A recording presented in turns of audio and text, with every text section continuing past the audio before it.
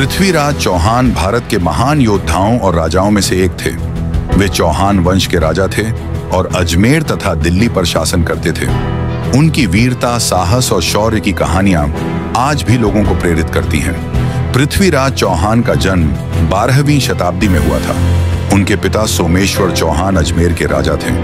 बहुत कम उम्र में ही पृथ्वीराज ने अपने पिता से युद्ध कला और शासन के गुण सीख लिए थे।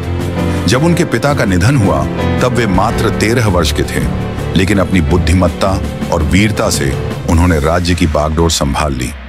पृथ्वीराज चौहान की प्रेम कहानी भी बहुत प्रसिद्ध है। कन्नौज के राजा जयचंद की बेटी संयोगिता उनकी प्रेमिका थी। जब जयचंद ने पृथ्वीराज से दुश्मनी के कारण अपनी बेटी का स्वयंवर रचाया और उन्हें आमंत्रित नहीं किया, तब पृथ्वीराज ने वीरता से संयोगिता का हरण किया और उसे अपने साथ ले आए। पृथ्वीराज चौहान और मोहम्मद गौरी के बीच कई युद्ध हुए। सबसे प्रसिद्ध तराइन का द्वितीय युद्ध 190 ईस्वी था। पहले युद्ध में पृथ्वीराज ने गौरी को हराया और उसे छोड़ दिया, लेकिन गौरी ने विश्वासघात किया और दोबारा हमला किया। इस बार पृथ्वीराज की हार हुई और उन्हें बंदी बना लिया गया।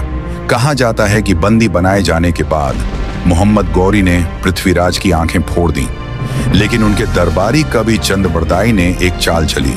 उन्होंने गौरी के दरबार में कहा कि पृथ्वीराज तीरंदाजी में बहुत माहिर हैं और आंखें बंद होने के बाद भी लक्ष्य भेद सकते हैं। जब गौरी ने परीक्षा लेने के लिए उन्हें आदेश दिया, तब पृथ्वीराज ने अपनी पूरी शक्ति से गौरी को तीर मारकर मौत के घाट उतार दिया। इसके बाद पृथ्वीराज और चंद्रबरदाई ने एक दूसरे का वध कर लिया ताकि वे दुश्मनों के हाथों न मारे जाएं।